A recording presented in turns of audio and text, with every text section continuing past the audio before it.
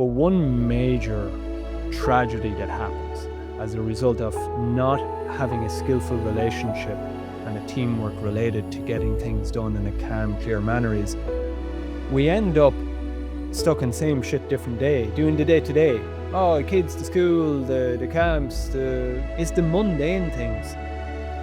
But without a system, our nervous systems will never take on big dreams. That change of job, that you wanted to build an art studio and get your time in it. You wanted to write a book.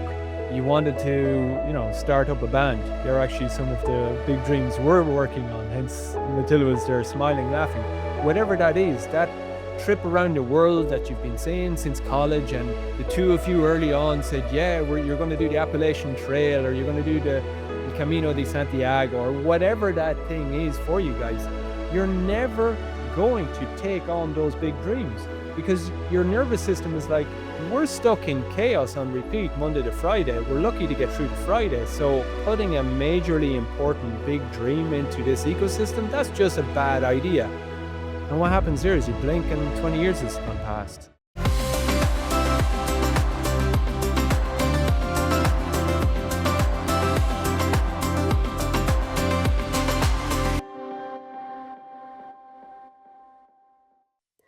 Hello and welcome to the He Wants, She Wants marriage podcast. Married life is full of to-do lists, and the biggest enemy to spending quality times together are to-do lists. And we can't avoid to-do lists. I mean, life brings us to-do lists. And so what we can do and what we can learn to do and what we're here to talk about today is how we can make this to-do list more effective, how we can go at it in a better way, so that we actually get to spend quality time together and we get rid of all the unnecessary stress and conflict that can come from all these to-do lists. Nailing to-do lists is one of the highest average things you can do. It's stress and struggle on repeat until you optimize this one part. And marriage, I have found that when I was researching about marriage in my early days, trying to improve myself as a husband, there's all this focus on conflict, on communication, on emotional intimacy, and all of that. Wow, like we dig that stuff, and that's essential. This is probably the most practical aspect of married life, that when you can nail it, get better at it, upskill, and do it with a bit more finesse and calm and clarity, it really brings so much clarity and confidence and that calm and that gentleness and, dare I say, playfulness to the to-do list of everyday life. But it's not like that in most couples. Definitely hasn't been like that for us. No, definitely not. Like I am one of those that just does not write to-do lists. Traditionally, I haven't. You were telling me, oh, you need to write a list of the things you need to do and stuff. And I'm like, no way, I'm gonna have it all in my head because I'm so great. Meaning that I was going around effectively constantly stressed because all that information stored in your head all the time. And I know there are women listening in that go, yeah, I keep it all in my head too. That's like the worst thing you can do for the stress levels because the brain is constantly using energy to remember all these things that once you put them on paper in the correct way that we're going to talk about, but that really supports the system. And another thing that I've seen very often with women is the to-do lists that are like pages and pages. I've actually worked with clients that showed me pages of to-do lists, which with the best intentions, but I was thinking that was their year-long plan, and that was just a to-do list for the day. So definitely there's tons that can be optimized. Well, that's the savage paradox with to-do lists. Classically, why we end up finally putting a pen to paper and go, I've got to get a to-do list. We're in overwhelm. In marriage, we're in overwhelm. God, whatever, X, Y, and Z, the summer is coming, the kids, the camps, who's going to mind, work, the schedule, travel, blah, blah, blah, blah. Let's do a to-do list. And it brings this sense of calm and a sense of agency. Oh, we've just done something. And that's wonderful. But it doesn't tend to work because you only do it when you're in overwhelm, and then doing it inaccurately because it's inaccurate and people end up not using the to-do list. When you go back to that piece of paper that you write your to-do list on. It's like that. It's a mountain. So your to-do list is just reflecting back all the shit you have yet to get to, and now you're adding more to it. Yeah, and then you end up having a fight about it because but I wrote it on the piece of paper on the fridge. I put it on the Post-it. You should have seen it. You should have known that there was to ring the plumber or whatever. You should have done that, or why didn't you do it? But you just mentioned it. I thought you would do it, and it just we've had plenty of that. I know I would say things like, "Oh, there's this thing to take care of." And that was me effectively offloading the to-do list in your hands, like with that one statement, and then coming back afterwards going, "You haven't done it? What you mean you haven't done it?" Yeah. I've been working with guys for a number of years in this, and specifically husbands in marriage. And well, you've been working with women for a number of years, different container, but we've been having these insights. I know in what I've called the Fierce Feminine Feedback Questionnaire, when powerful wives get to give explicit feedback on how their husbands are doing or not. And there's one scoring category, it's all 1 to 10 on 30 different variables. But one is on, does he do what he says he's going to do? The amount of times that that's a really low score. And that's just bringing it that this is a real thing. And these are men that are signing up for one-on-one coaching. They're intentional guys. They want to get their shit together, etc., etc. It's one of the worst scoring categories on average with guys. So it's like data that this is a real issue. And this can actually help both sides, I think, because it's like I'm here thinking, I think I scored you very low on that as well. Months ago, like I'm talking about ages ago. But when I think about how I was communicating the things that needed done, I now know that I have to be that there's a way to do it, actually, and that's what we're gonna cover today, but there's a way to do it. So that score, yes, there can be like that the man isn't doing his to-do list properly and all of that, but also there's an element of how was that organized to begin with? How was it communicated? So it's like I think that can be those men, if they're listening in, could go like, "Oh yeah, there's two to tango in the thing," and that's what we've discovered with this. So let's bring some simplicity to it. I think everybody listening in at home will have their own versions and hopefully a couple of chuckles of laughter at your own mishaps in it. And we invite you, as always, to have a loving, generous acceptance of your partner is human. They're not the enemy. That if they have growth opportunities, we'll call them. They're not making mistakes. They're not screwing up. They have growth opportunities. But let's bring that whole cluster of all different problems that comes up. There are three precise problems that every couple unwittingly make that just destroys any productivity, any relaxed calm that's in it. The first one is they don't define what the precise next action is. Number two, they don't commit one or other to go, I'm going to take that. I'm going to do that next action. And then number three, they don't have a system of reminders. Mhm.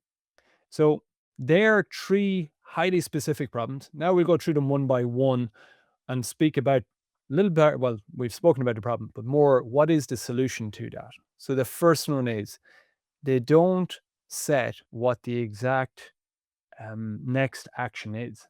Yeah, and that's a really tricky one. That was a really tricky one for me. Okay. I for sure struggle. I remember you bringing this system like this. I think it's years at this point that you're working with the system, and me going like, "But I'm doing that. I'm writing the next actions. I am saying that I need to organize the birthday party." And I'm writing it on the list, or I'm writing that, I don't know, lunch needs to be done. But I'm not actually writing, and you were saying, but that's not an X action because when it's too big, like I have to organize a full birthday party, my brain just doesn't even want to look at it. It Yeah. feels like too much. When I have went with clients on this, guys have a deep sincerity. They're like, I want to work with this.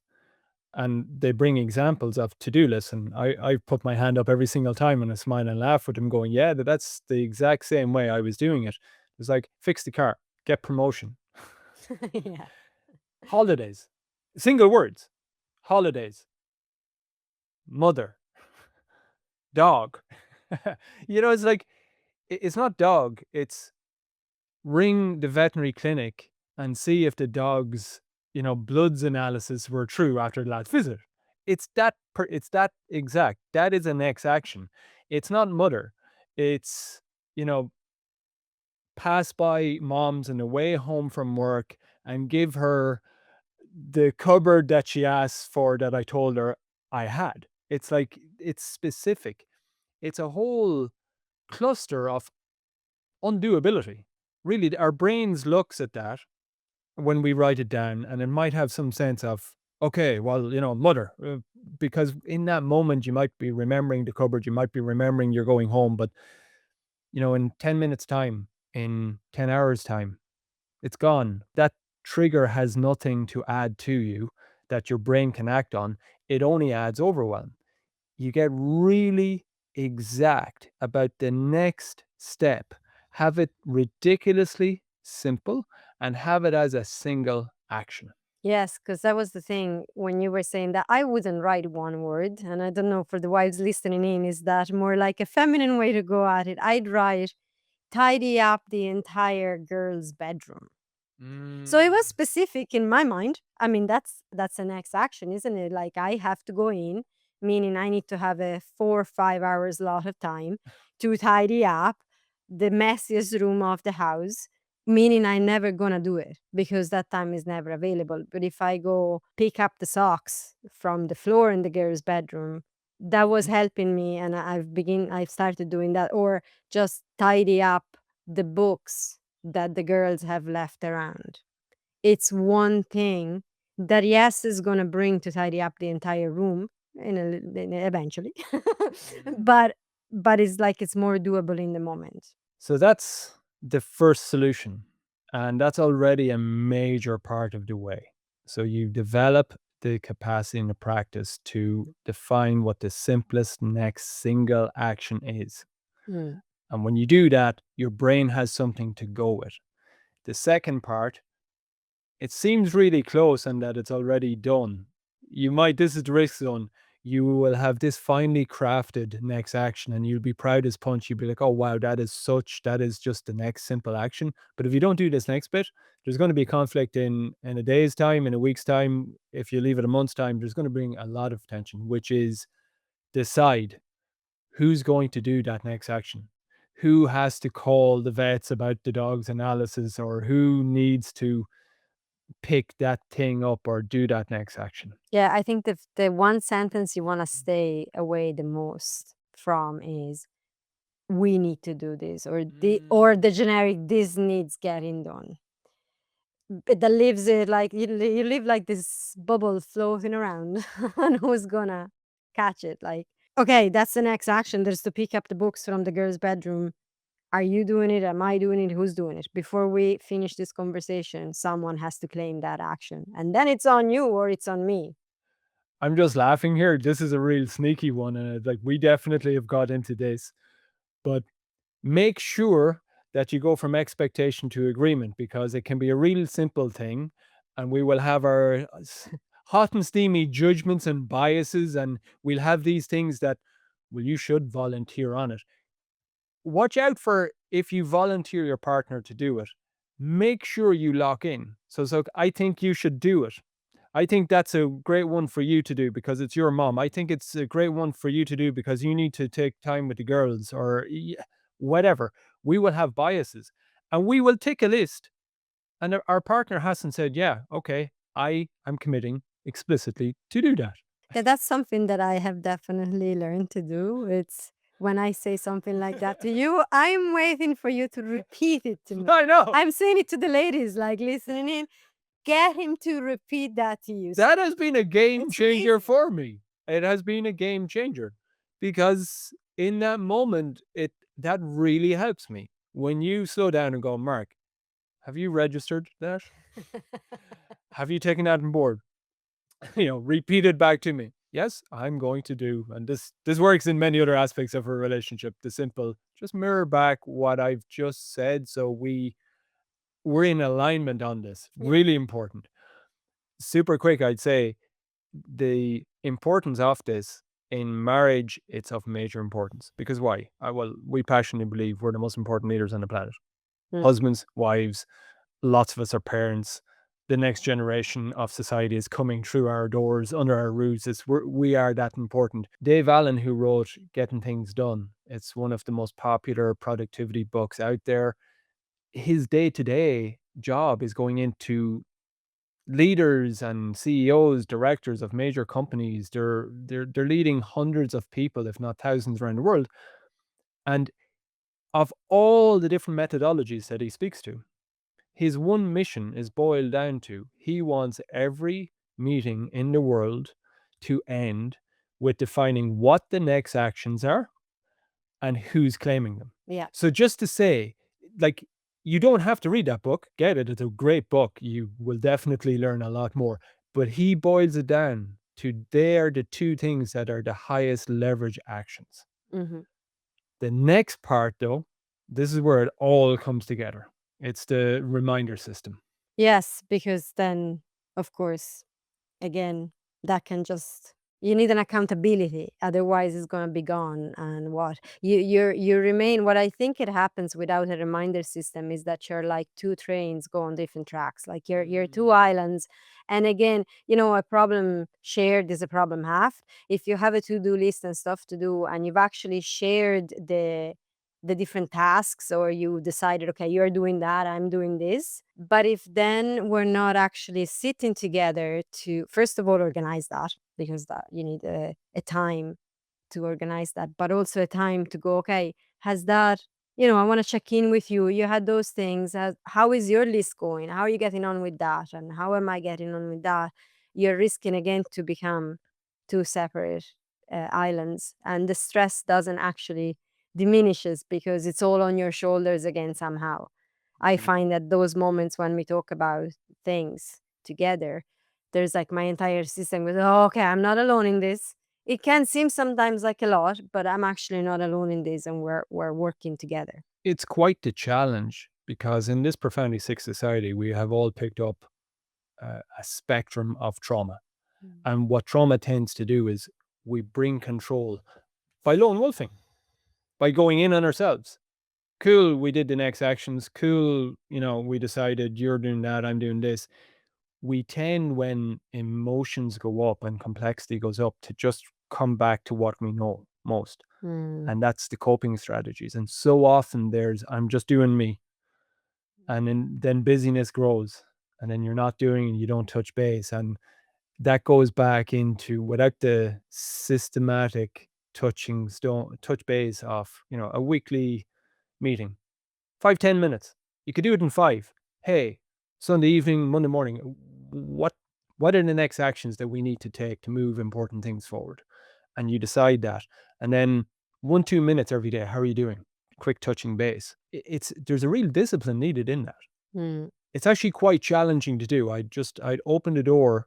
It's simple, but it's challenging. The only reason it's challenging is those pathways of trauma. Yes, and because we are used to the thing that if you feel busy, you're actually getting things done, but it is not that's a trap. It's a trap to think, oh, I'm doing, I'm feeling busy. I have this massive to-do list, and I'm constantly moving from one point to another, but I'm actually not going anywhere. And that's the stress that mounts, and then the conflict, and then we don't have time to connect together. So that is actually way more challenging. Example that we've seen probably in our parents and the people around us is that we go around like that, and that's the way to actually do things. This is a different way that can take a little bit of challenge of discipline at the beginning to actually get a system. And boy, I was resistant to that. So I'm gonna I'm not gonna pretend that that was easy for me to start with. But once I've actually got into the groove of it and implemented it, it has changed a lot. It really has changed a lot. Mm. We spoke about the problems at the beginning of this, the day to day, the mundane, in the dealings with the to do list. But one major tragedy that happens as a result of not having a skillful relationship and a teamwork related to getting things done in a calm, clear manner is we end up stuck in same shit, different day, doing the day to day. Oh, kids, the school, the camps, it's the mundane things. But without a system, our nervous systems will never take on big dreams. Hmm. That change of job, that you wanted to build an art studio and get your time in it. You wanted to write a book. You wanted to, start up a band. They're actually some of the big dreams we're working on. Hence, Matilda was there smiling, laughing. Whatever that is, that trip around the world that you've been saying since college, and the two of you early on said, yeah, you're going to do the Appalachian Trail, or you're going to do the El Camino de Santiago, or whatever that thing is for you guys. You're never going to take on those big dreams because your nervous system is like, we're stuck in chaos on repeat Monday to Friday. We're lucky to get through to Friday. So putting a majorly important big dream into this ecosystem, that's just a bad idea. And what happens there is you blink and 20 years has gone past. You're only left with the energy for dealing with the chaos as best as you can, and maintenance. Effectively, as you said, you do the routine things that you can't avoid. You gotta bring the kids to school. You gotta do the laundry. You gotta clean the house. There are certain things you can't avoid doing, but the anything else that means, and sometimes it's not even that big a thing, like even just sitting down for half an hour and read a book, like, or organize that date together that is a little bit more, I don't know, something that you both would like to do. It can be very simple, but those things don't get included unless there is a system like this. Mm. Getting your next actions, getting who does them, and then sit down together to create the plan and to keep checking with each other as to how the plan is progressing. It's an absolute game changer. Mhm. Big dreams come back on board. And what you said there again, it's like that state of inner peace, that moment when you have full permission because you have a system that you can get things done with calm and clear and clarity and confidence. Your nervous system can go, well, I can switch off for 30 minutes and I'm good because I'm on top of things. What a wonderful thing. Yeah, there's nothing more satisfying than to cross those next action off the Oh, list. It's like, ooh, oh, yes. I had 5 next actions today. They're all crossed because they're small and doable. And so you can feel, because I know you wrote in the notes, celebrate. That's your celebration. When the Mm. next actions are small enough that you can get them done and you have that system, it's easy to cross them over. I used to have lists with actions on them, like the tidying up of the girls' bedroom, that were there for months. Yeah. And you never get the kick of going, okay, that's done. Yeah, dopamine. Yeah, bring it on board. The adult self goes, it has to be big. I have to tidy up the whole shed. It's not worthy. It's stupid. It's silly. It's goofy. It's playful. It's fun, actually. It's not silly. It's super fun, and dopamine kicks with the teeny tiny small ones, and celebrate them individually and celebrate them together. And then you're on the upward spiral. Mm, Now your confidence is rising. You're taking on big dreams, having quality time together, quality time by yourselves. And hey, your kids are looking at you going, oh, wow, mom and dad know how to do life with a smile, with raising confidence. What a beautiful game. yes. This has been an epic episode. I've really enjoyed it with you, baby. Our real invitation to you guys, this is episode number 21. If you have been experiencing deep value, if the takeaways, if the insights from the episodes are helping you in marriage, yourself, your couple, we would really love it and appreciate it if you could take the time in your platform and pop on a review. Hopefully 4-5 stars reviews, type in a few words, what's hitting home, why you're liking the journey. That would be a massive support to the podcast, what we're doing, and it helps us get the word out to more people. So with that, With that, until episode number 22, between now and then, dare to go get what you want in marriage. bye. Bye, guys.